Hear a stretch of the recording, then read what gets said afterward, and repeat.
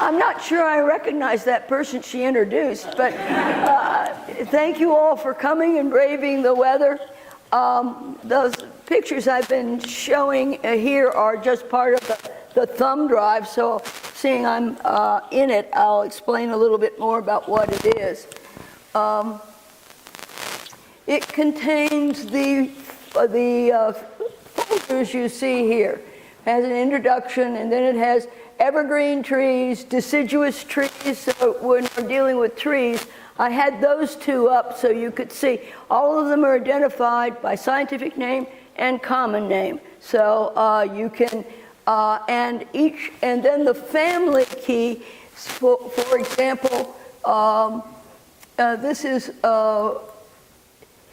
every one of the pictures has the four-letter code, which gives you the family.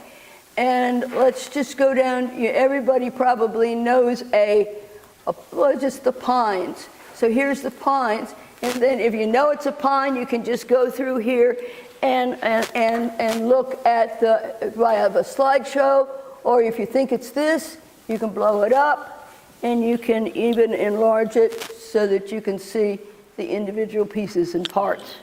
So that's you can do that also to the flowers, and that's really, it's like a bee going right into the flower. So that's what that is. I'm still developing it, so I made 10 last night, and it's being finalized by all the typographic errors, which are all mine, and hopefully we'll get rid of those. So that's that. But let's get on to tree identification. I have two handouts that I'm going to be using throughout the lecture, and which you can take home with you. One is a morphological key. It just gives you what the names mean. We don't talk in English in botany, we talk in Latin and Greek, so you have to sort of translate. So this is the translation. I've tried to keep it at a dull roar, so I talk about the edges of the leaf, not the margins, so things like that.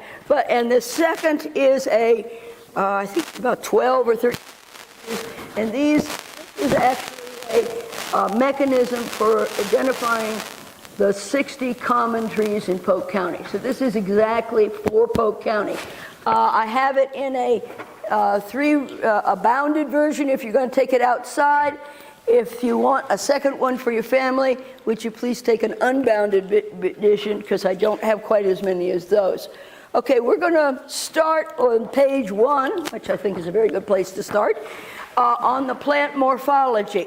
Does anybody need one of these? Okay. Anybody else? So let's, page 1 gives you some of the basic definitions that you need in order to identify a tree. First of all, a tree is an artificial definition, because if it's this high, is it really a tree or a shrub? So what we deal with is if it's woody and has a single main stem, then we consider it a tree.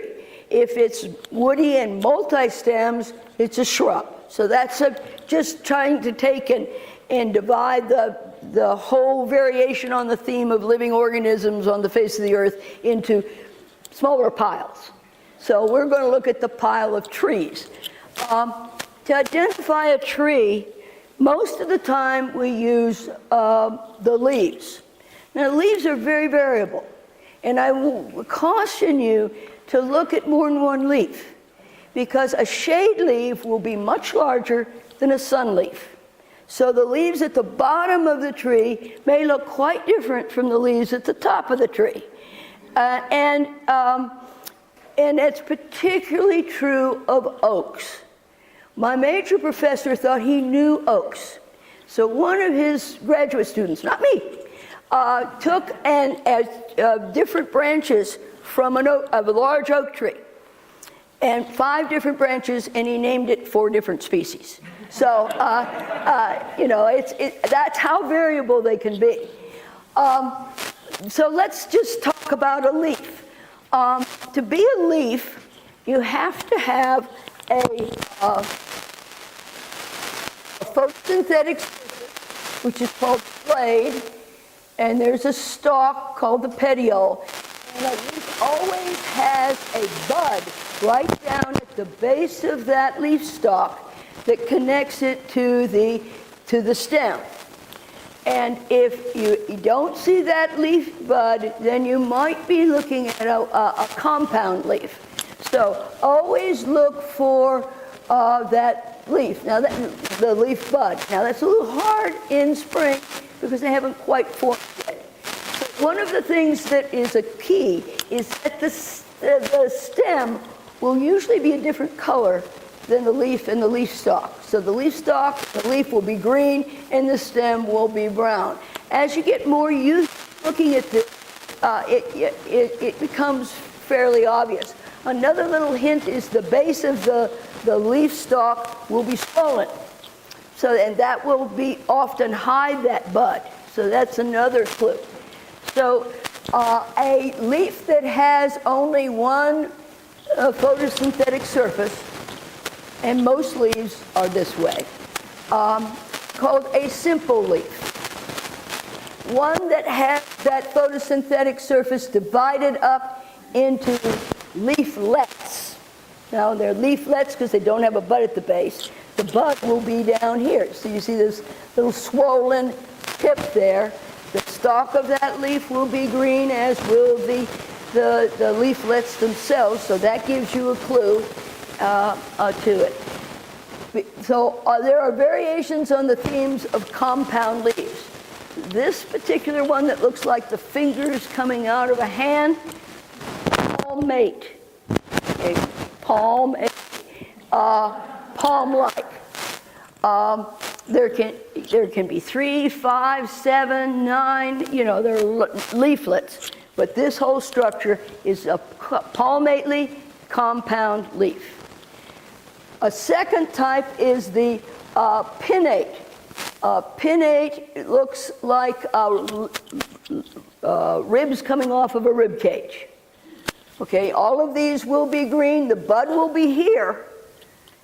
And the stalk of the leaf and the leaflets will tend to be green, particularly in early spring or springtime. We don't really use this very much, but if you have a terminal, the leaflet at the end is called the terminal leaflet, and if it's one of those, they're going to be an odd number. And if it doesn't have a terminal leaflet, then there'll be an even number of leaflets. So those are the terms we really need to get in our head. Simple leaf versus compound leaf, pinnate, palmate, leaflets. There's one other that we have to go to the next page to illustrate, and that is this one up here. It's a very, very large leaf that's divided into many sections. You can think of ferns typically have this type of leaf, but there are a few trees that have them too. If you know mimosa, it's a good example of a very, very dissected leaf. Here we have this whole structure. The bud would be up here. Then you have, these would be the leaflets, you see? And then each leaflet is divided again. So it's twice compound, okay? Once, and then each one of the leaflets is subdivided in. Now this gives you a very, very large surface area for photosynthesis, but it also gives with the wind, so it doesn't break. So this is a very, very good leaf if you're going to be large. So you give rather than break. And two other terms regarding to leaves is scale-like or needle-like, and that's pretty self-evident. I mean, the needle-like, you're going to think immediately of pines. There are a few others that have needles that aren't in bundles, but and scale-like, they're just you can just think of a small green leaf they're always going to be less than an inch long, and they look like the scales on a reptile. If you know red cedar has a scale like it. Okay, we got that term. There's a lot more terminology on the latter 4 pages of your handout, but we're not going to deal with those as much. Probably one other thing we need to talk about is the edge of the leaf. And sometimes the edge is the margin, and I may have used margin a time or two. So margin and edge means the same. You can have a smooth edge, which would be called entire, not divided, it's entirely smooth. Okay? You can have teeth, and you can have lobes like you have in oak. Those are the main, I think we got those in the next page over, so let's,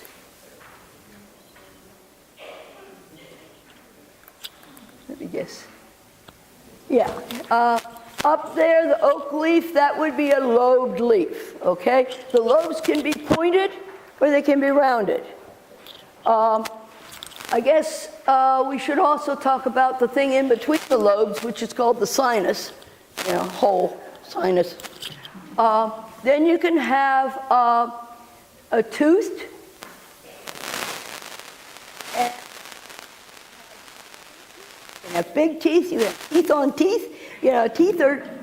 Teeth are really interesting, but they're, so those are the 3 biggies that you need to know about the margin: entire, lobed, and toothed. Okay, everybody with me? Okay, then let's get down to some trees here. Any other terms you may want to talk about, we can talk about later, or but let's just go right on to the first page of our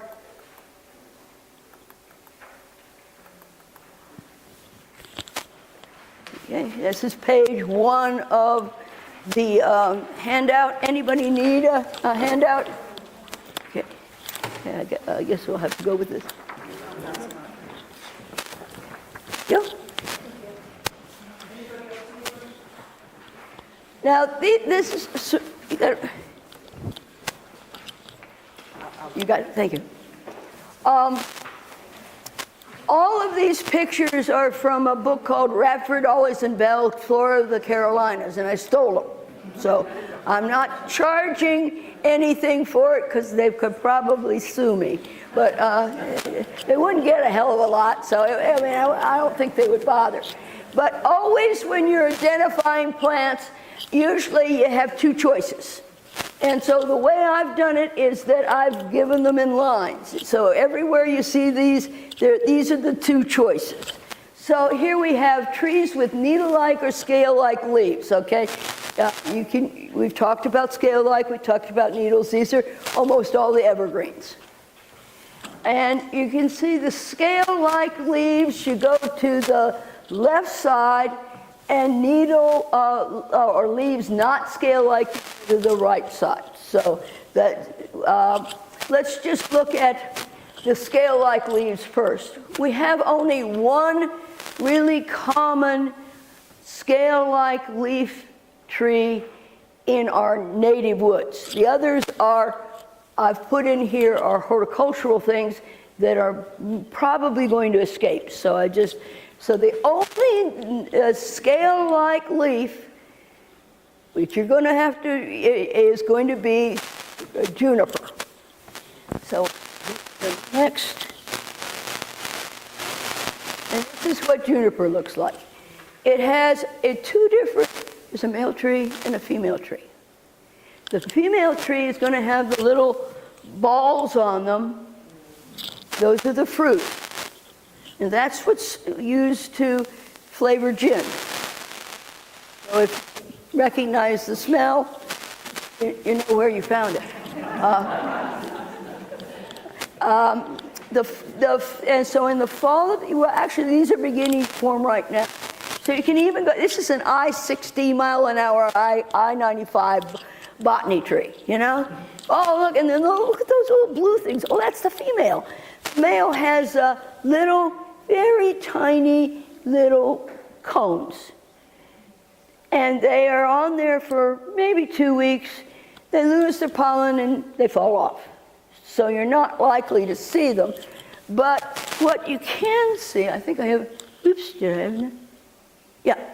So this would definitely be a female tree. See all those blue, and then the male tree would be kind of brownish green. So you can, but this is an easy one to identify. So that's why we did it first. The other thing we have here is so we have pines. So go to page 2 and it'll tell you the pines, okay? Now you know it's a pine because you have needles and the needles are in bundles, okay? So that everybody could probably identify a pine. And there are only 3 very common pines in this area. There is a 5-needle pine. The only 5-needle pine we have is white pine. And it grows up into the mountains. And it's a very soft needled pine. And because the needles are soft, they bend and the snow just goes right off of them. So this very, very soft needle, 5 of them in a bundle. And my major professor used to say, you do the powder puff test. If you do this and you don't come away with scratches, it's a white pine. If you do this and you come away with claw marks, not a white pine. Okay. The other choice is less than 5 needles. Okay, you just count them. And we have 2-needle pines. And we have 3-needle pines. The 2-needle pine that you are really going to find is Virginia pine. All these others, Table Mountain pine is high mountain. But see, so to get to Virginia pine, you say, yes, it has 2 needles. Leaves are curvy, and cones are slender and weak. Leaves twisted. That's going to separate these 2-needle pines, and Virginia pine absolutely refuses to grow straight. It will not grow straight, and it has an orange bark. So 2 needles, twisted, orange bark, Virginia pine. Okay? So the others here are to be not particularly common. Oh, I probably should say, here we have leaves twisted, that'll give you Virginia pine. Not twisted, it will give you shortleaf pine. Problem. Shortleaf pine has longer needles than Virginia pine. I didn't do it! Okay? So 2 in a bundle.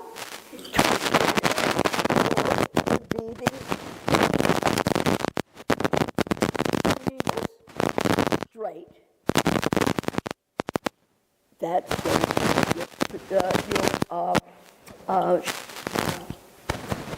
the 3-needle pines. We have the very, very long ones, over 25 centimeters. You won't have to work unless you're south of Columbia. You won't find it, long leaf pine. But if you have a cabin or by the coastal plains, this will be probably the most common. And the one that is, so we separate these under 25 centimeters or shorter than that. Now that's 25 centimeters is like this, okay? They make baskets out of it because it's so less than 25. Then we have leaves shorter, okay? Then we have, let me see what I got here. bundles, branches thicker, is a really thick, stubby pine in wetlands. You see the pine, pond pine, that again is coastal plain. Branches thinner, then we have to choose between loblolly and slash pine. Loblolly has all the needles 3 in a bundle. Slash will have 2 and 3. So look at the various bundles and you'll see that there are 2. Again, this is going to be coastal plain. This is going to be the one that's planted everywhere. It'll have about 6 to 7 inches long versus the longleaf pine that's 25 or, like this. And you have always 3 needles in the bundle. The bundle is called a fascicle if you want to be technical, but we don't want to be technical, so it's a bundle. It's actually a very modified branch. Each one of those bundles of a pine is actually a fascicle branch. Okay. Everybody with me? Okay, we got the 3 major pines in this area. White pine, 5 needles. Virginia pine, tortured, and loblolly, a nice straight tree with about 7 inches long needles. That's the lumber tree of this area. Virginia pine is used for paper pulp because you have to chop. Okay, well, let's see what else we got in here. I beg your pardon? No, 2. Always in 3s? Yeah, almost always in 3s. Yeah, yeah. One other needle-like leaf tree that you need to know is hemlock, and that's I think on page 1. And we can go back to page 1, and we'll show you that it is. We'll go. Okay. The leaves are not scale-like, so we go to the second branch, this branch over here. They're not in spur branches. Spurs are little clusters of, if you know Deodora cedar, that has that. But that's it. They're not the leaves are not in bundles, so we don't go to the pines. We stay on page 1. And a cross-section, diamond-shaped or flat. These are very flat in cross-section. You can just kind of, like they've already been pressed in a page in a book, So this had needles spreading or pressed. Well, they're spreading, nice spreading. Needles in 2 lines. Branches look like they've been pressed in a book. Well, I think I heard that before, haven't you? So they always sort of have this 2-dimensional appearance. And then we have leaves dark green with a little stalk and 2 white lines underneath. There's a little stalk to them. No, I don't. Not in this. But there, if you took on the you look up here. Up here, you can see the sort of the underside. They're up in the upper left-hand corner. This is a very easy one to identify. It is, unfortunately, we're losing them because of the woolly adelgid, and but that's another story. So here are the pines that you're most likely to come across. White pine, elongated cone. They call it white because it always seems to have some sap to it. So you pet one of these cones, you're going to come away sticky. Loblolly has 3 needles see the 3 needles, and it has a nice big ostrich-sized cone to it. Then you have the shortleaf pine. I told you it was longer than the Virginia pine. And which they're usually about 5 inches long and not twisted versus Virginia pine twisted. Everybody with me? Okay, well, let's get you confused by going next. Okay. So let's go back and go to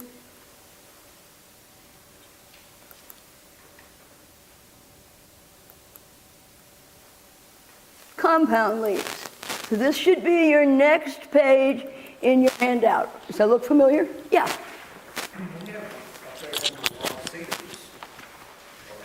Cedars in our pasture. Yeah. That's the juniper.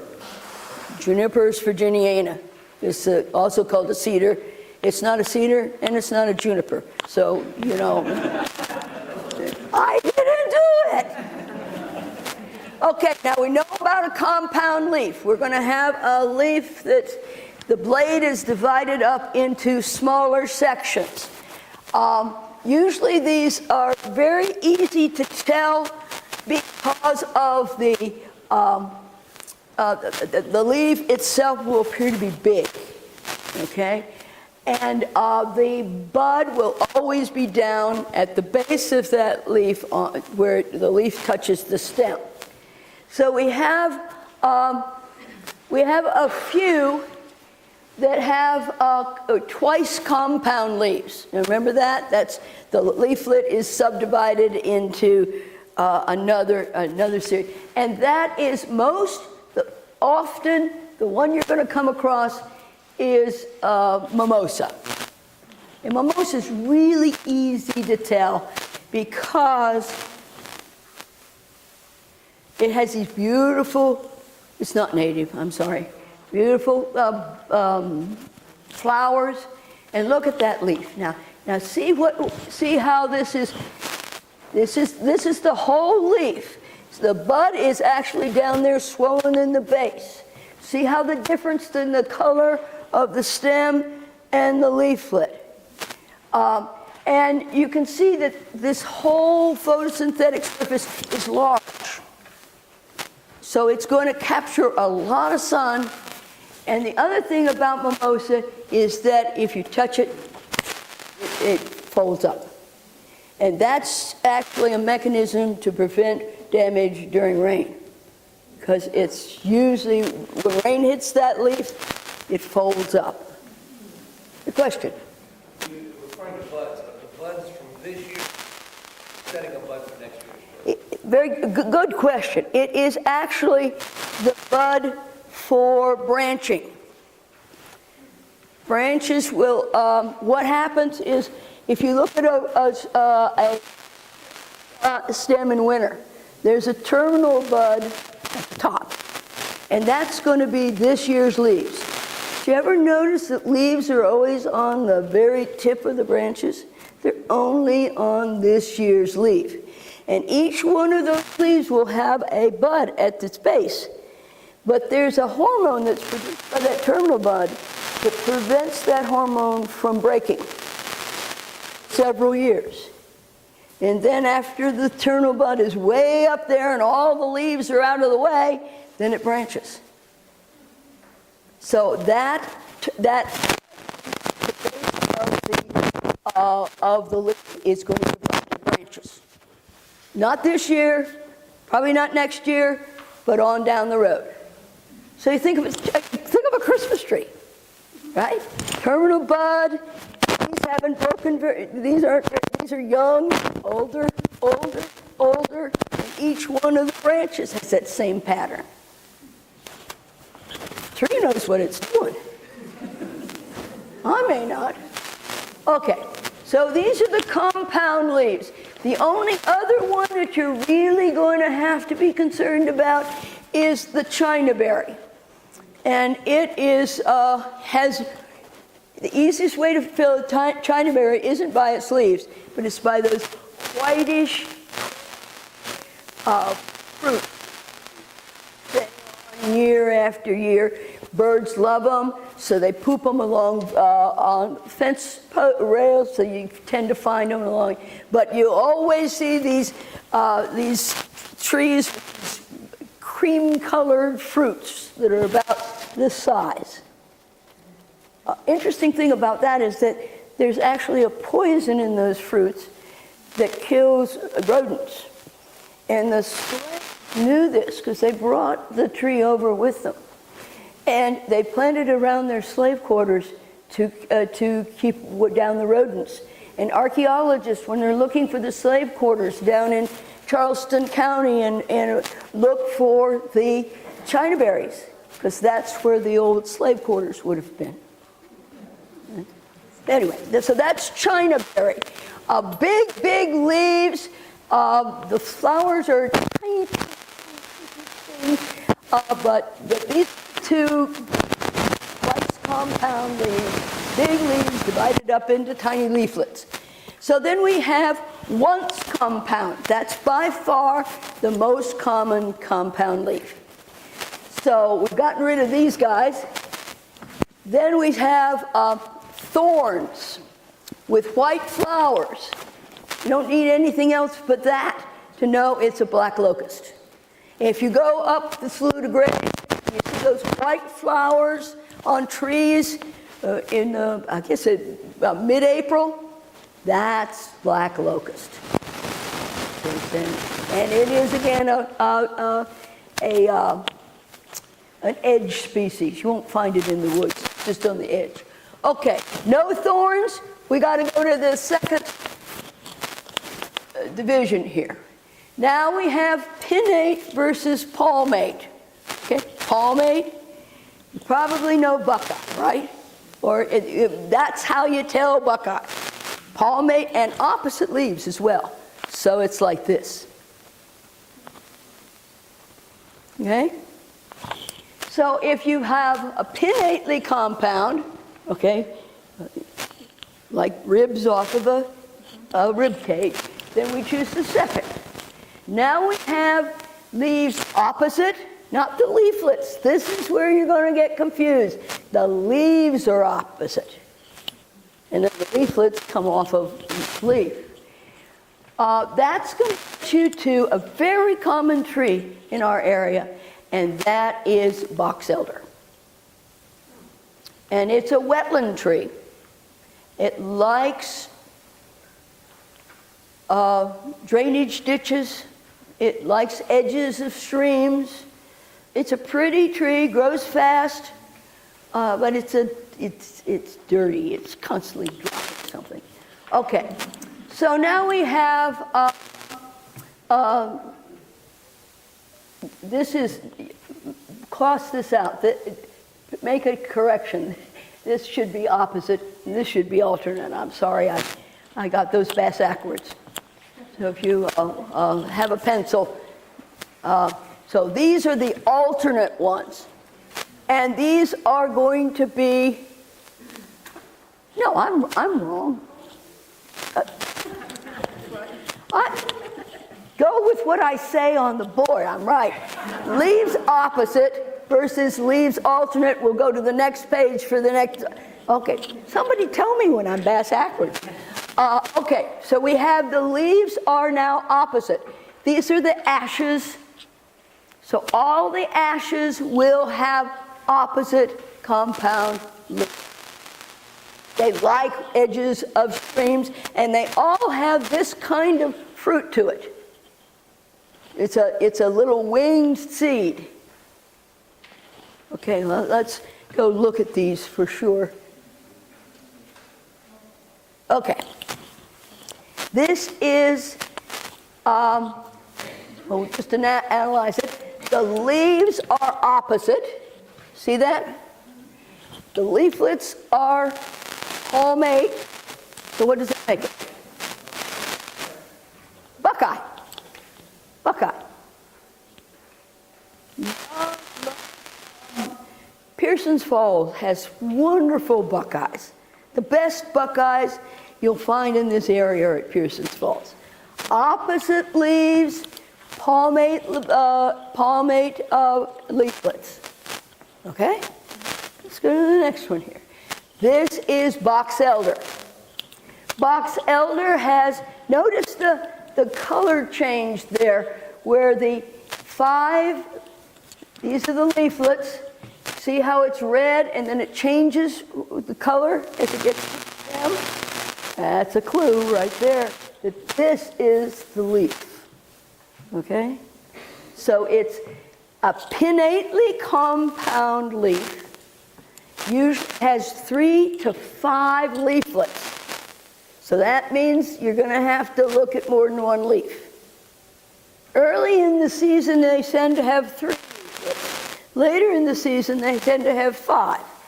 So the more mature the leaf is, the more likely it's going to be 5. Okay, everybody with me now? Opposite, palmately compound, is going to be buckeye. Opposite, pinnately compound, is going to be box elder. Okay. And this is ash. I don't have a good picture of ash. Sorry, I'm going to work on it. But we have opposite leaves, which you can see right here. And we have these elongated fruits. And ash is it is a very valuable tree, and it's been cut out of most of our forests. They used to make baseball bats out of it. They're very fine-grained, straight wood. Okay? Everybody with me? Yeah. Yeah, that's also true. Yeah. It's going to be a tree that's going to probably survive in very isolated patches. Hopefully there'll be some isolated enough that the emerald borer doesn't get it, and then they can reintroduce it. But ash has been exploited because of its wood, and now it's being decimated by the borer that is now, I think it's in South Carolina, and it's also in Georgia now. So. Now, let's go back to the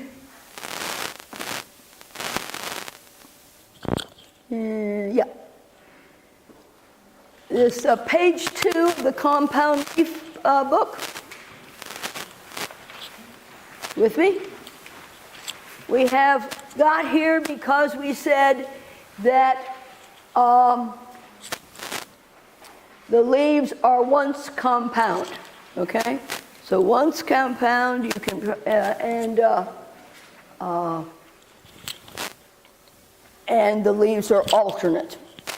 So once compound, go to next page. Everybody with me? Next page. Okay. Here are going to be the hickories and the black walnuts, and a really special one that's found on Walnut Grove Preserve that we'll talk about in just a minute. Okay, page 2. Alternate, once pinnately compound with leaves with more than 1 inch long. Buds yellow. This is not a common one. So if you see, there's sulfur yellow buds. The terminal bud, the axillary buds, they're sulfur yellow. And that's going to be the Cariocola yellow bud hickory. Most of these, and that's a rare tree, so the likelihood of you seeing that, they do have it here. So you have buds not sulfur yellow, then you have to count the number of leaflets. 9 to 19 or less than 9. 9 to 19 gets you into this side of the key. Everybody with me? Tree of heaven smells like hell. It really has a noxious smell to it. And it has very, very uniquely shaped leaflets that have a little gland down here. So many, many leaflets, and this truncated or cut off base. And if you smell it, it has an acrid smell, it's that. Okay, not smelling, with not having that nice gland at the base of the leaf, we go here. Then we have pecan, which has asymmetrical leaflets. The one side of the leaflet is much bigger than the other side. That's the easiest way to see, but you usually can just look down and see pecans. It really shouldn't be too hard to find pecans, right? All right, and that's a clue. Always look at the ground, you know, because it's going to have the leaves that you can't get to. They're going to be down there from last year, so you get some idea, and you can get an idea. So don't forget to look at the ground. Leaves that are fairly uniformly, so we don't have this, it's called the midrib being offset. Okay, then we have these two guys. Now, these are really neat. And you can always tell the black walnut from the, what do I got here? Black walnut, because it has a segmented, a chambered pith. So you just cut that and it's chambered and it's light in color. If it doesn't have a chambered pith, it's going to be water hickory, and that's in the low country. So you're not going to really find this one. So chambered pith is really, and light color is going to be black walnut. But we do have a butternut.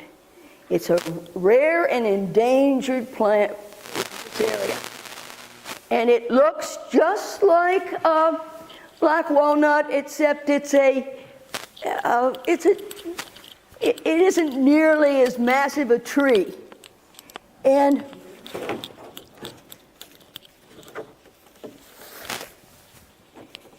here is an example of the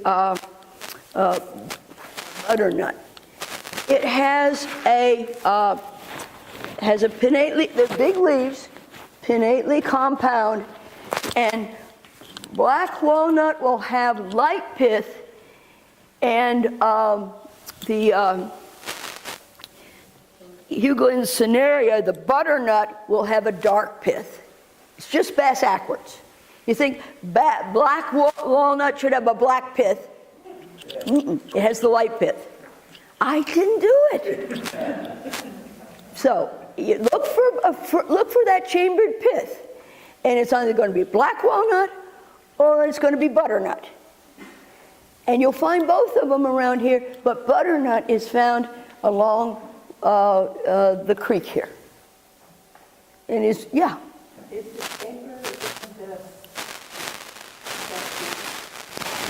It's in the second year, third year, fourth year branch. Yeah, it's in the woody branch. Okay, I have some, and you can see the chamber at the end, so you can actually realize what that looks like. So, chambered pith is going to be black walnut, or it's going to be your butternut. Black, it's butternut.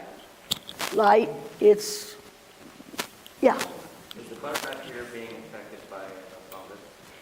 Yes, it is. And some of the healthiest ones I've ever seen in the last 20 years are here. On just an isolated population. Hopefully we won't, I haven't seen any disease, but I haven't walked through the woods in a couple of years. But yeah, what you probably do is and take some of the fruit and set it aside in a herbarium or a dry spot in a little bag, and then if the trees get killed, you have a reserve that you can replant the fungi farm. That's probably a thing that they should do here as that. Okay, compound leaves. We have many leaflets on this side and a few on this side. Alternate leaves, pinnately compound, less than 9 leaflets, it's gonna be a hickory. All right? Alternate, pinnately compound, less than 9 leaflets, it's going to be a hickory. And we have the hickories based on number of leaflets and the relative size of the leaflets. And so these pictures will help you tremendously in cooling them down. Because that's the easiest way to tell, is just compare the leaflets. The two most common, and let's go to that one. This is a pallida sand hickory, five sometimes, mostly 5, and all the leaflets look just about the same. See? And we have, this is the other hickory you're likely to find, and this is Caria tomentosa, and it's going to have, what's that, 9, 10, the tomentosa means hairy. And look at this. Look at that. I'll just move that up a little bit. Look at that hairiness to the it used to be called tomentosa, then it was called alba, now it's called tomentosa again. So you be the judge of what it is. But these are the two that you're going to find. Count the leaflets. If they're, see how different these leaflets are? Much smaller down here, much larger up there, more in number, and hairy. On the underside too. You could shave this thing.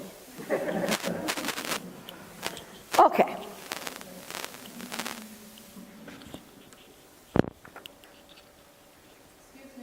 Mm-hmm.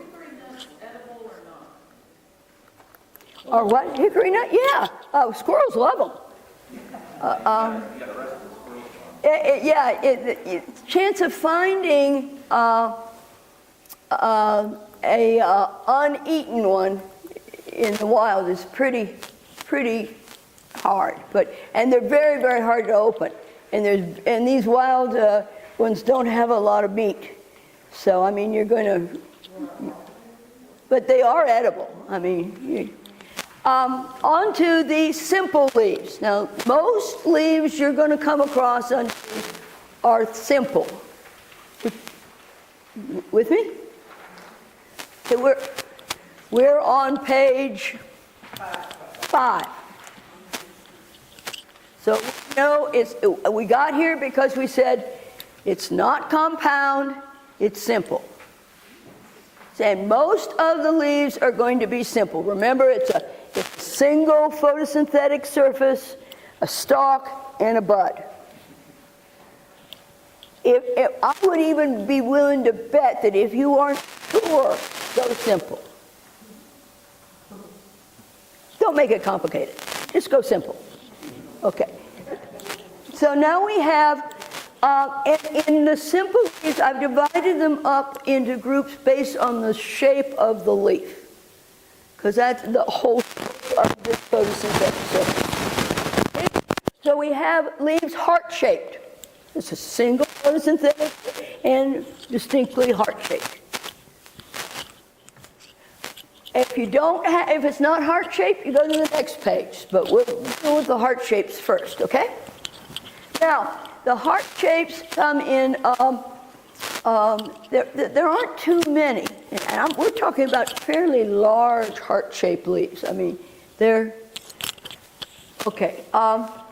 If it's really, if the leaf margins are toothed, okay, it's the margin of the leaf, we go to this side. If the leaf is not, we go to this side. Okay. There are only really 3 toothed heart-shaped leaves that we have to really worry about. And unfortunately, they're quite variable. But one of the things that's going to tell you the paper mulberry is if it's hairy. If it is hairy and heart-shaped, I mean hairy, leaf hairy, stem hairy, I mean really hairy, you go with paper mulberry. If it's not hairy, then we have really two choices. We have the mulberry and we have the basswood. Mulberry is probably of the two, mulberry is going to be more common. It has a rough surface leaf, and the fruits, you know what a mulberry fruit looks like? Okay. The base of the leaf tend to be symmetrical, so that you can cut, you just fold the leaf over, and the two sides are the same. Basswood, which is, you can see what happens here? See this leaf? If you folded it at the midrib, they wouldn't look like you cut them out of a piece of paper. One would be shorter than the other. Okay, well let's take a, this is paper mulberry. Now I told you it was hairy. Now here's that nice axillary bud, so you know that's going to be the leaf. And I mean, you don't even, you can see these hairs out of your window. You really don't have to get out of the car. Mulberry has this nice symmetrical leaf. Sometimes you have them lobed and sometimes not, but you have this very, very dull surface to the leaf. See how it refuses to shine, and it has these teeth on the margin. And the base is symmetrical. I don't even think I have a basket. Oh, no, I don't. So let's go back to our sheet. Now let's take and look at the leaves not toothed. Okay? We're heart-shaped, leaves not toothed. And we have basically 3 trees that are possible here. Redbud has pods. That's the easy. They come very early. If you've got pink flowers, it's going to be redbud. If you have these heart-shaped leaves with the pea pod-like, that's redbud. So that's a pretty easy one to cancel out. Everybody knows redbud, right? Pretty much. Okay. So these are larger leaves than redbud, and we have the purple flowered. This also tends to be a little bit on the hairy side, and the leaf tends to have a few teeth around it. And that's princess tree, Paulownia tomentosa. It's from China, unfortunately. And it loves cement. So if you have a crack in the cement, it'll come, and yeah, it's not a... The other one is a tree with white flowers, in the nice heart-shaped leaves, nice smooth margin to the leaf, okay? And that's catalpa. Let's see what we got for examples here. That's redbud. Yeah? Where is the catalpa? Is it native? It is native, but not to this portion of the country.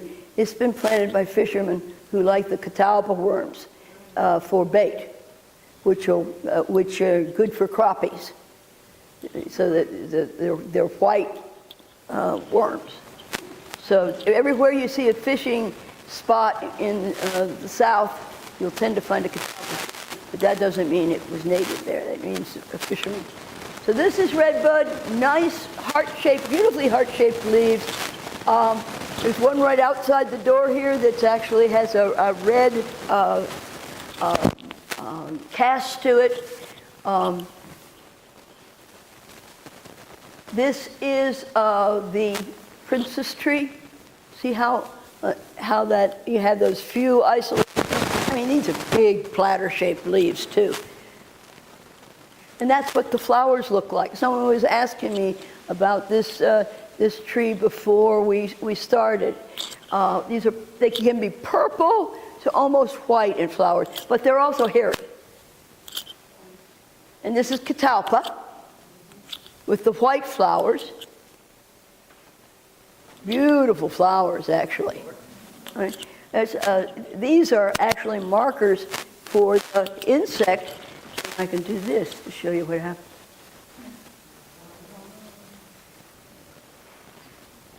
So it lands here, and the pollen is right there at the top. Isn't that cool? And that's the fruit of catalpa. They have these long, long beans. So if you have they're not flat. If they're flat, they're going to be red bud. But if they're round and long beans, they're going to be catalpa.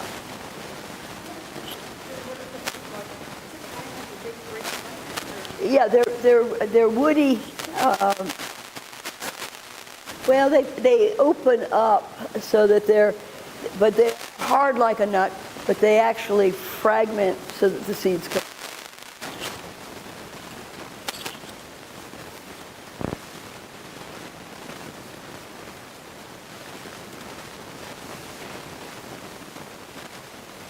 Okay. Here you go. One more out. Okay. Now, next page we have a few really very, very easy to identify trees. And the reason they're easy to identify is not because they have simple leaves, but they have simple opposite leaves. Opposite is not very common. So when you see the opposite leaves, you go, aha. Now make sure you're not looking at leaflets, because that will throw you off. But here we have heart-shaped, not heart-shaped leaves. These are opposite, and these go to the, are alternate. Okay, see that division. Okay? Opposite leaves, we have leaves not lobed. That is a rare plant. You will probably not find it. The osmunda. Leaves lobed laterally, veins are not bending back towards the stem, or okay, I did. Leaves not lobed, and then we have leaves evergreen, or leaves wider than 2. Don't worry about the osmunda, you're not likely to find it. What we have is the fringe tree, which is has nice ovate leaves, and the alternative is dogwood, and dogwood has a clue. Anybody know how you tell a dogwood leaf?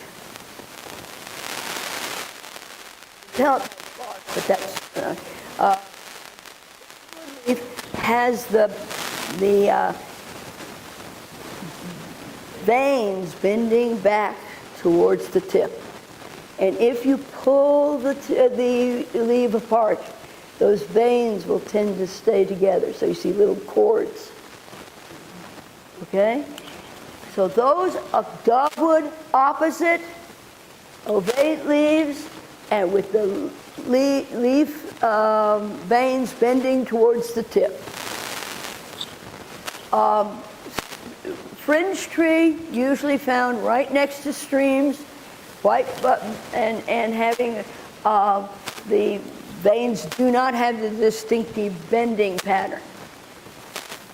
If you have the leaves lobed, they're going to be a member of the maple family. You have sugar maple, silver maple, and red maple. Those are the 3 maples we have around here. Red maple, red. The stems are red. The leaves go red in the fall, and they're even red in the spring when they come out. And they have little teeth all over their edges. Silver maple, underside's white. Silver, next to streams. And then your sugar maple is the leaf on the Canadian flag. Okay? We have them too, so don't, but let's take a look at those. This is a red maple. Leaves are opposite. Notice you have lobes, and then you have a lot of teeth along the lobes. It's a very common tree. It's a really good tree to tell whether you've had a lot of disturbance. Because if you've had a lot of disturbance, it will root sprout. So you'll have clusters of stems looking almost like a bush. And so you can actually look into the woods, and if you have red maples and they only have one stalk, you know it's been a pretty undisturbed wood. So that's a clue. Here's silver maple. Any question? People plant that all over. It's a very fast-growing tree, but it also is a fast-dying tree. So it doesn't last very long. 75, 80 years is about the limit. And then there's the sugar maple. It has a few very, very sizable teeth, but nothing like those teeth of the red maple. Okay? Silver maple, red maple, and sugar maple. All of them have opposite leaves. Okay.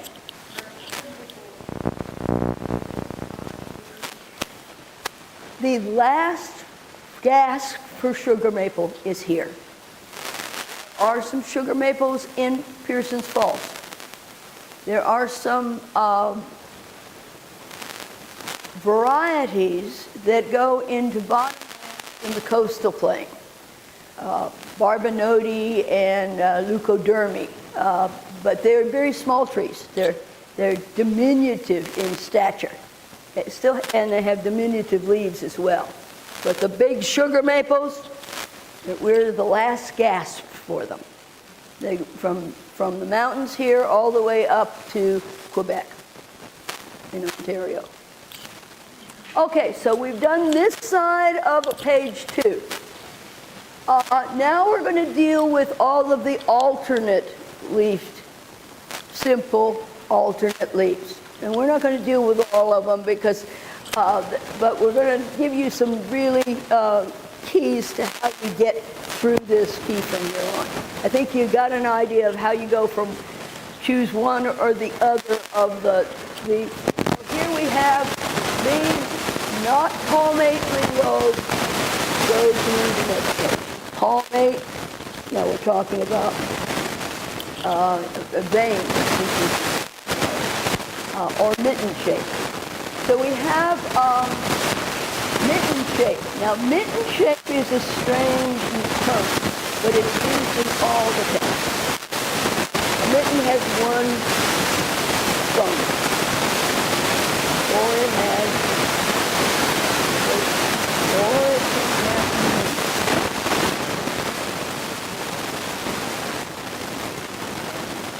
so it's variable. That's why you have to look at more than one leaf. You particularly look at the shade leaves. Because the shade leaves are the ones that are going to more likely be mitten shaped. Okay. If the edges of the lobes are nice and smooth, no teeth, and break it off smells like sarsaparilla, sassafras. Okay? So if you just break a leaf off, stem off and smell. Scratch and sniff. It has a very distinct odor that's very soon dissipating. So you pass it to somebody else, you may have to scratch again. But it's a very distinctive smell. Once you smell it, all you have to do is go, sassafras. Okay, smooth margins versus toothed margins. And here we have paper mulberry again because it's kind of variable, so I put it in 2 different places. And that's a real hairy.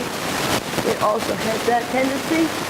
Then we have the 2 different kinds of mulberry, white mulberry has a shiny leaf. Red mulberry has a buff-colored, unshiny leaf. Those are the two ways. White mulberry is usually planted, escapes from planting. Red mulberry is our native. And do they hybridize? I think they do. I think we've got some problems there, but we won't worry about it today. Okay, so these are the lobed, mitten-shaped, no edge to the leaf, smooth edges versus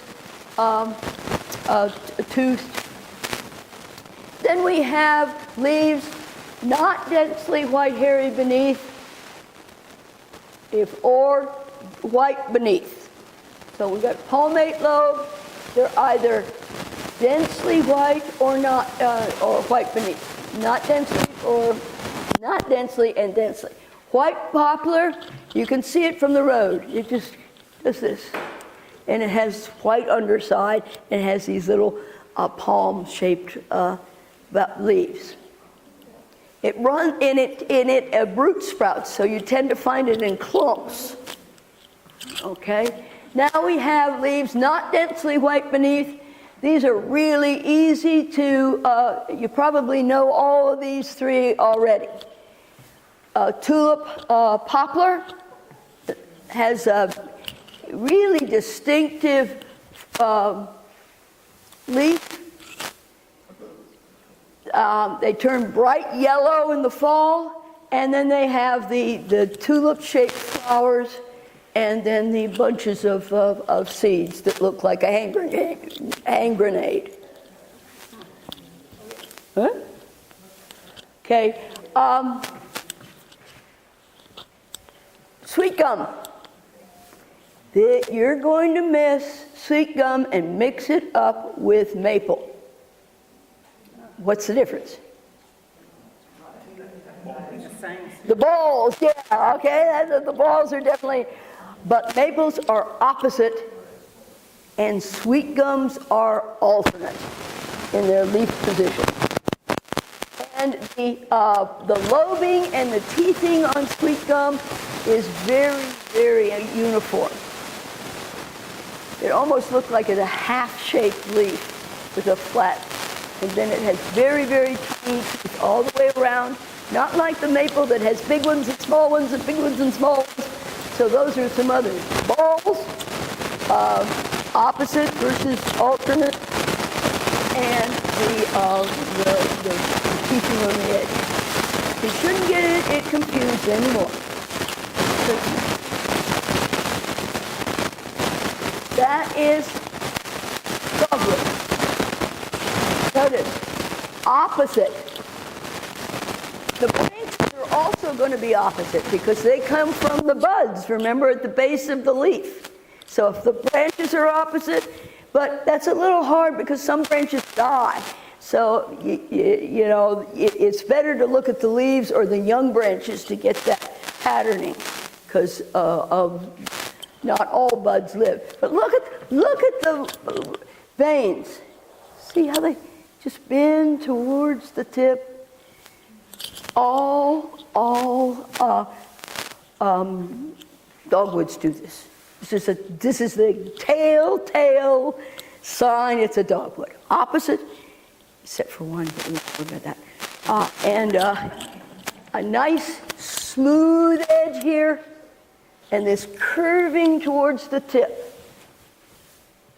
Dogwood every time. Dogwood every time. Hon, you're not going to let me. What's the matter?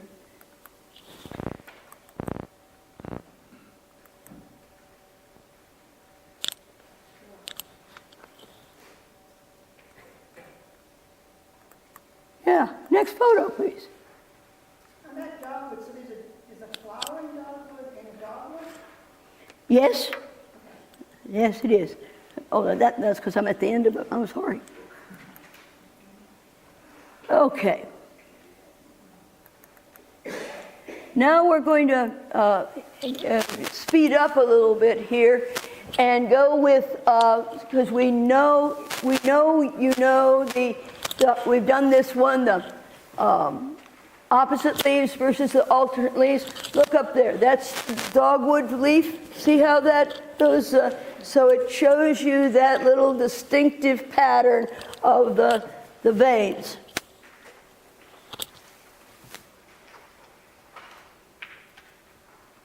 And that's the tulip poplar with a very distinctive, okay, so now,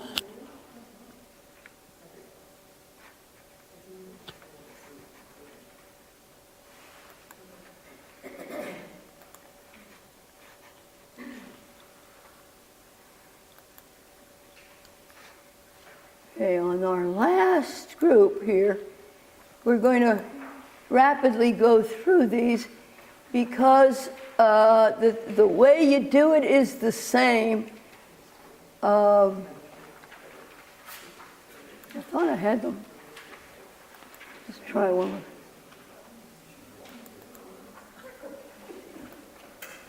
Okay.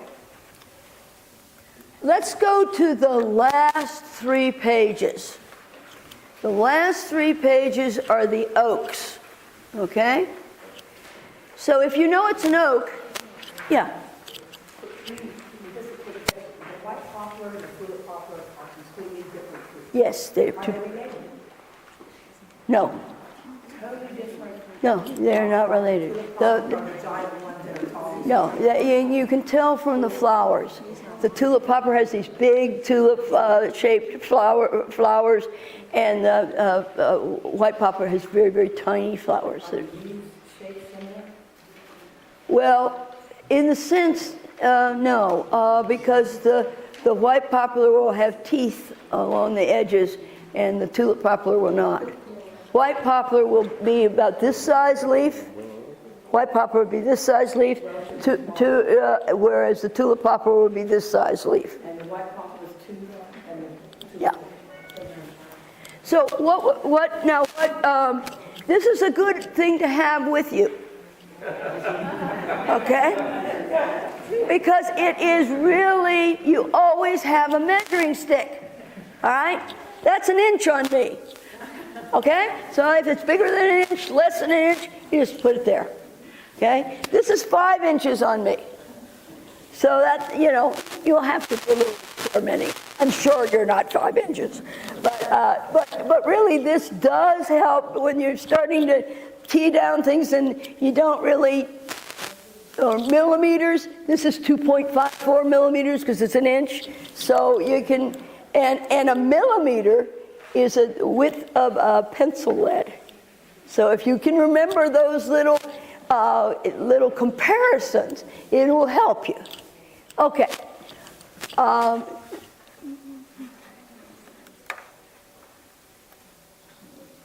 And I know you do not, we do not have everything well in hand here, but let's go with the last 3 pages, because everybody probably knows an oak when they see it, right? You've got the acorns, you've got the leaves, and you know that they're alternate, and you know that they're simple leaves. Okay, so that much you know from what we gathered. The other thing you need to know about oaks is they're basically 3 groups, or 2 groups. There's the round-lobed oaks, and there's the pointed lobed oaks. The round-lobed are called white oaks. It's called the white oak group. And the spinescent tipped ones are the black oak group. So let's go to page 1 of the oaks, which is the 3rd from the last page in your song sheet here.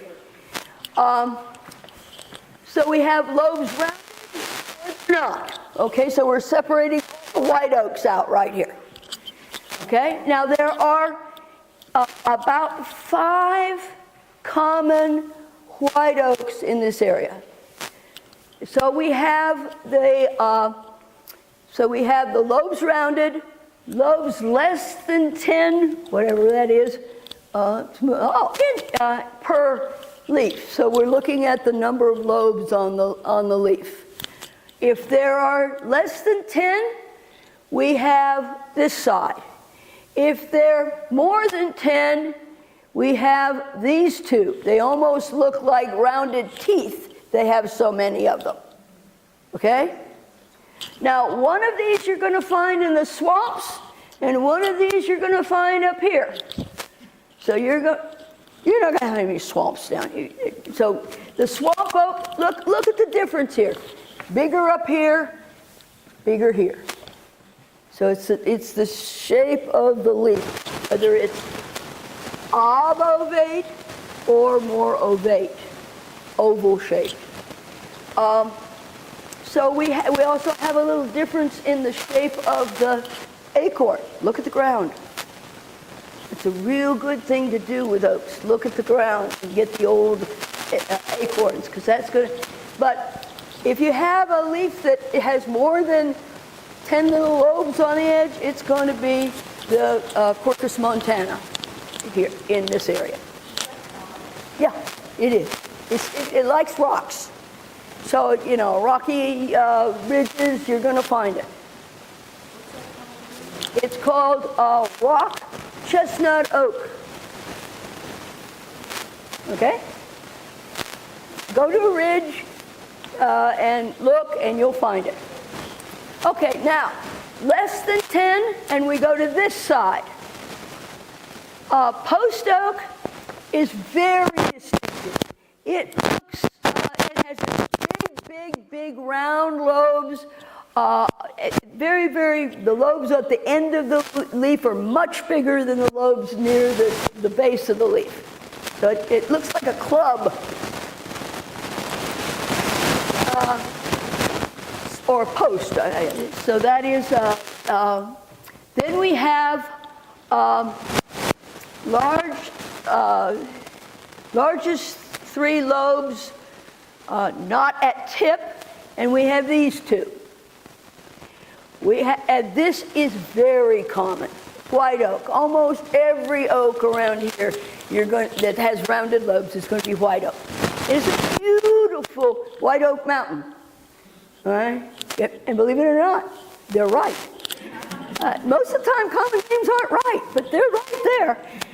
Nicely symmetrical leaf, lobes coming out, nice rounded, very easy to tell then you have lyrata or post oak, and the easiest way to tell this is they're rounded, sorta. Yeah, maybe a little bristle tip, but and then you have a very distinctive difference to the acorn.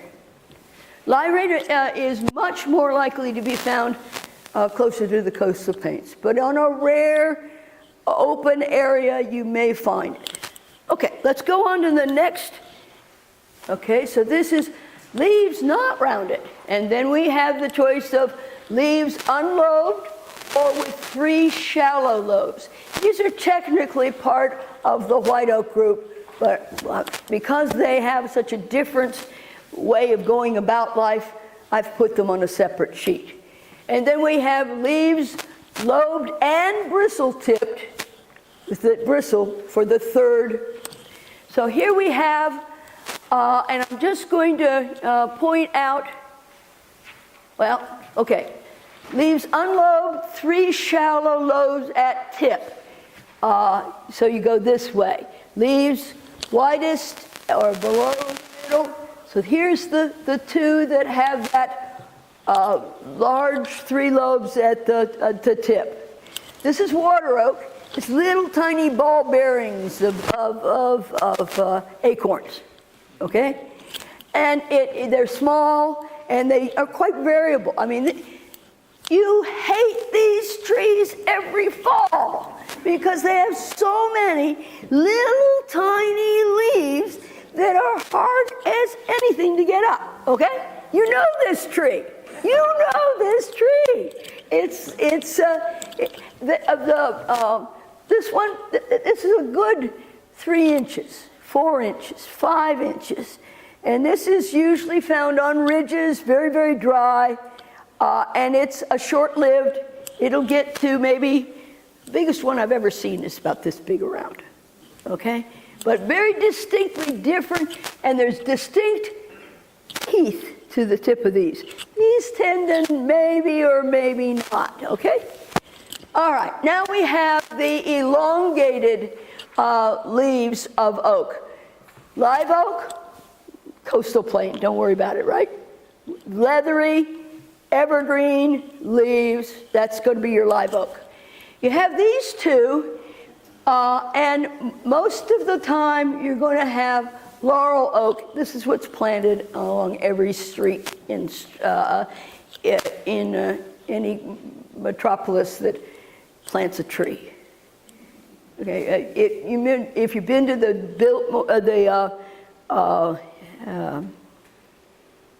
Milliken property in Spartanburg and those trees, that's what that is, okay?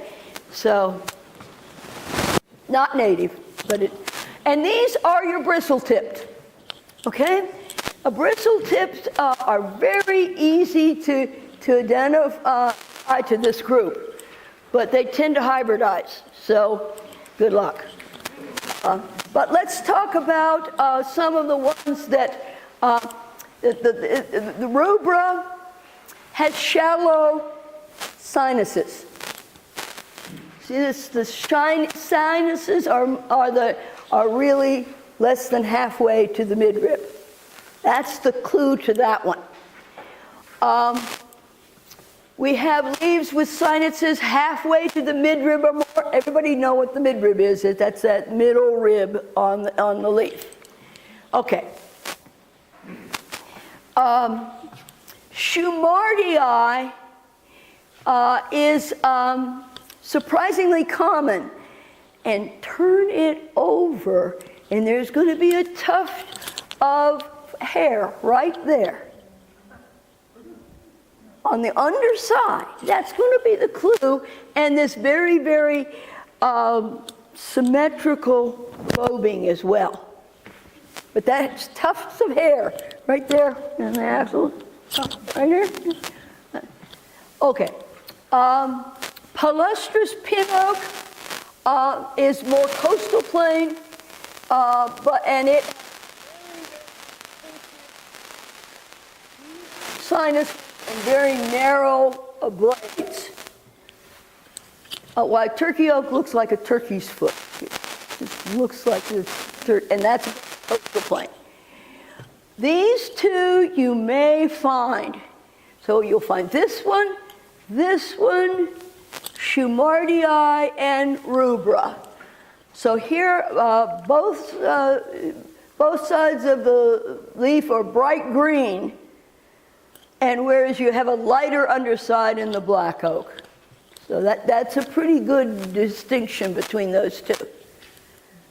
But you'll have to work with this a little bit because, as I say, oaks hybridize. So you can have crosses between all of these. But now, let's briefly go back to the pages we missed. And it is basically what I'm dividing them up on is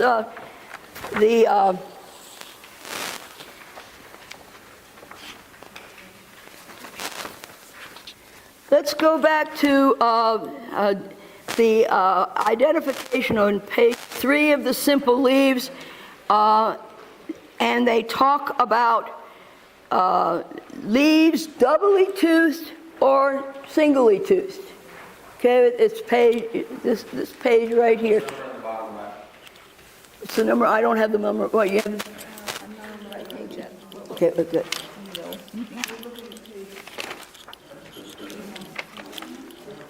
That one. Page 7, if you have if you don't, it's page 3 of the simple leaf tea. It looks like this.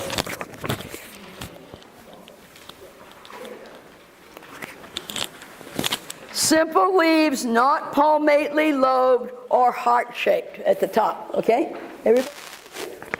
So just quickly, I'm going to, triangular, everybody pretty knows what a triangular leaf looks like, and there aren't many Lobes not triangular. I'm going to talk about doubly toothed versus not doubly toothed, to make sure you know what the difference between those, and that's going to get you between this one and the next page. Okay, everybody with me? Know where I am? Right here, doubly toothed.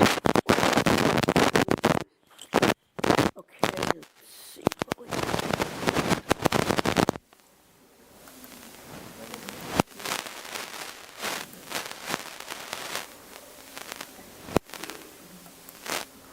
Oh, I did it wrong.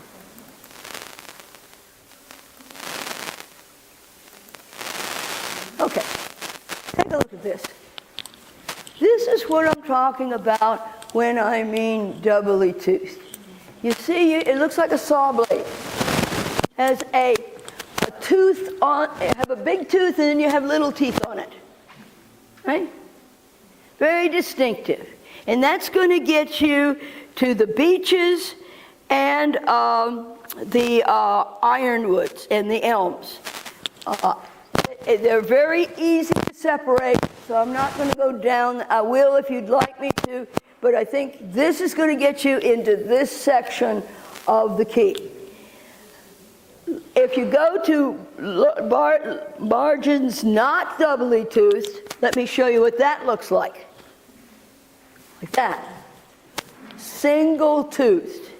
This happens to be chestnut if you're looking for that. You can see at the next page it says go to oaks, or you don't go to oaks, and then you have the length of the leaf, 3 times versus less than 3. Very easy to separate. That's a no-brainer, right? So this would be more than 3 times as long as broad, and it would have a toothed margin. So let's just see. Let's go down and key this one down. It says leaf edges toothed, so we choose that branch right here. Then we have teeth few or isolated, or teeth uniform. They're nice and uniform, aren't they? So the teeth widely spaced, or teeth close together. They're pretty widely spaced, wouldn't you say? I mean, it says 5 inches. Say this is an inch. You would know that because you have this, right? Okay. And that says teeth, that makes it the chestnut. And then you have leaves with whitish hairs on the underside, or hairless. And this is hairless. So it gets you right down there to American chestnut. You just keyed down a tree. You just keyed down a tree. Because you knew when you looked at this that the margins were, that it was simple. You knew that the margins were not doubly toothed or triply toothed, so they put you right here. Good job. Good job. Let's try the next one. Alternate. See how nice and alternate it is? Do you see another kind of interesting thing about this is that we have an asymmetrical base. Well, let's just try this, okay? Where the margins are toothed, right? I hope it's on here. Okay. Then we have teeth uniform. Well, not really. Well, where did I do? I guess I don't have this one. Oh, I know what I did wrong. Okay. This actually has a tendency to have teeth on teeth. See that? So we'd have to go to that key to get through it. Let's go to one. You're not likely to get this one, so how about this one? Many times longer than broad, right? Nice uniform teeth edge, and the alternate. They're alternate. You see the little. You can even see the bud there at the base of the leaf. So we have. they'll go with leaves not triangular, leaves doubly toothed. No, they're not doubly toothed, so we go to the next tree. Leaves opposite. No, we got leaves alternate. Go to next page. See? And leaves simple. Leaves heart-shaped, not heart-shaped. Leaves alternate. Leafless more than 1.5 millimeters. Oh, that's compound, excuse me. I'm going the wrong way. Okay. We have simple leaf, not palmately lobed or heart-shaped, right? Let's start there. That's page 3 of our simple key. It's page 7, I think, and it looks like this. Okay, leaves are not triangular. So we go to the next page. If I turn the right way, we'll go right. Okay. It's not an oak, so we have, then we have leaves elongate more than 3 times as long as broad, or leaves oval? Elongate. Leaf edges toothed. Oop.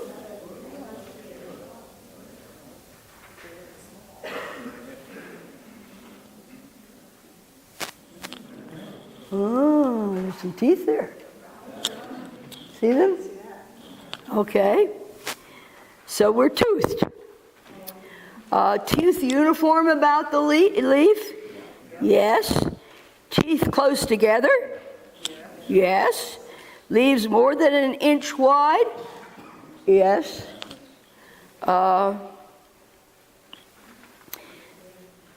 Then we have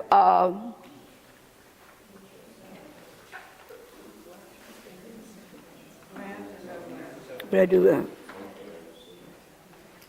Leaves uniform about leaf, leaves uniformly spaced, leaves less than an inch, more than an inch broad. Oh, actually less than an inch broad. It's peach. So it's a peach leaf. Let's try this. You know this is a magnolia, don't you?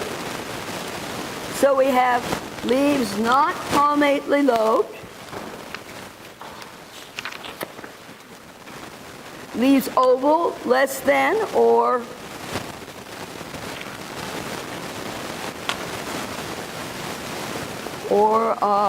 leaves,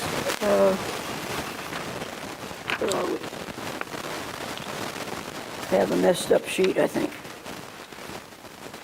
Okay.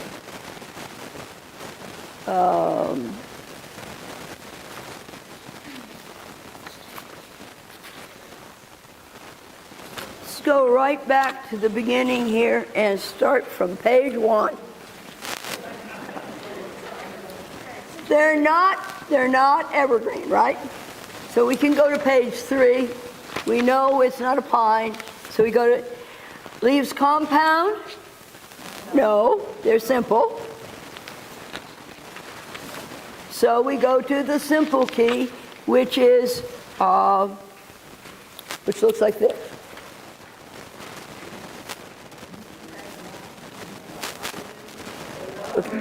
Looks like this. The first page of simple key. Are they heart-shaped? No. Go to the next page. Leaves opposite. It's hard to tell, but they are not most. Remember, if you don't know for sure, assume it's alternate. Leaves palmately lobed, not palmately lobed. No. Leaves triangular, not triangular.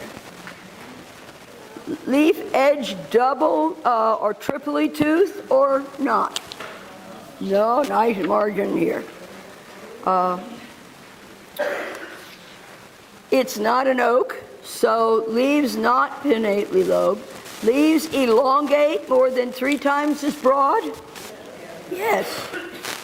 leaf edge toothed or leaf edge not toothed? Okay, leaves evergreen, leathery, or leaves not evergreen? Go to page 5, right? Everybody with me? We're right here. We're right here on this page. Okay? Right here. All right. Underside of leaf whitened?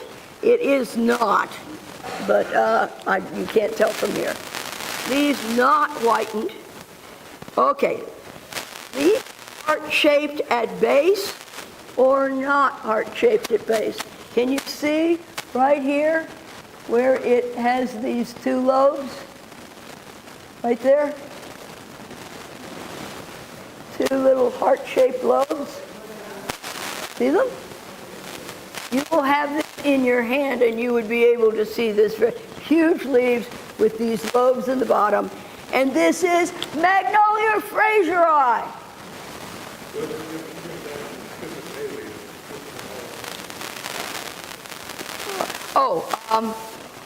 The lobes on the bottom at the base. Chipetata does not have the lobe base and is much smaller. These are close to almost 2 feet in length. They're very, very big. Okay, so that's how you use this. Now I know you're just beginning. You'll make mistakes like I did when I was going the wrong way on the sheet. But as you use it, you'll become more familiar, particularly if you know it's an oak. You can get familiar with doing the oak. If you know it's an evergreen, you can go there. And then as you get more confident about simple leaves and alternate and opposite, and use the drawings to give you an idea. Also, you can use a book that has a better illustration than this, so you can see them. And you can see that I told you right here. Right there. Anyway, so I've given you also this little handout here for pathology. If you forget what a lobe leaf looks like, you can go in here as you look at this, you'll see I have cut down the terminology considerably for you. Another thing that might be interesting for you is to look at a tree in a totally different way and look at how the grain of wood is produced by the growth of the tree. And if you're interested in that, I've put together a little program.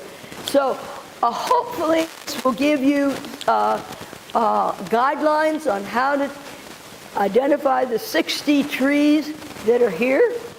If you want to try your hand, we can go outside. It's not raining right now. We can look at a tree and see if we can get to the right identification using the handout. Any questions?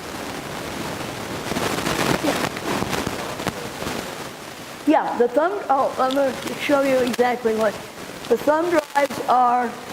$30 a piece, and what I'm continuing to update it. So as I get a new update, if you give me your old one, I will give you the new one at no cost. Okay, so it's a work in progress. As people find some errors, then we can correct them. But what the thumb drive has is it has all of these 17 folders that you see here. There's an introductory folder that tells you how to use it, and then if you simply know that, for example, it's a white or pink flowering shrub, you can go through here and simply, they're identified, so you can take a look at the plant. You can also do what I did. You can blow it up. Artists have used this to get ideas for, that's a catalpa seed. So we were talking about how catalpas have, and that's the catalpa flower. And so there's the red bud, there's the leaf, there's the fruit, and I did have a flower there in the flower. So it gives you in various seasons. Some of the trees have bark, so the bark analysis. So you can identify it by just knowing the color of the flower. You can identify it if you know it's a wetland plant. There's a folder for wetland plants. There's another folder for deciduous trees that lose their leaves. There's another one for evergreen trees that don't lose their leaves. And so that as you get familiar, so one of the things that you'll see is that it has this 4-letter FABA there. Well, that's the family. And so you can go back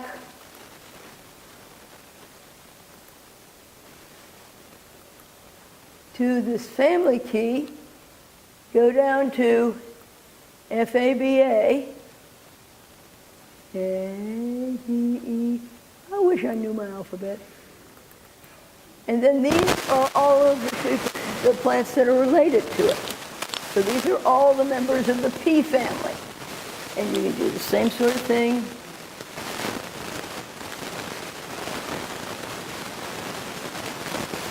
And it identifies it by scientific name and common name.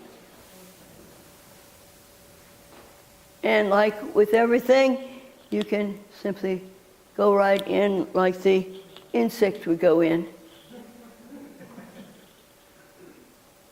So that's basically, and you have the same pictures that you saw, that you saw when you were just looking. So it's a way of trying to learn them from first by color, like the Peterson series, and then once you know that it's a member of the pea family, then you can just go to that folder and look at all its relatives, because I don't have all the peas in those four. So this is it's a new way of looking at plants. Hopefully, some phones you can put it's a USB. So you put a USB port in an iPad or something like that, you can go right to the field with you.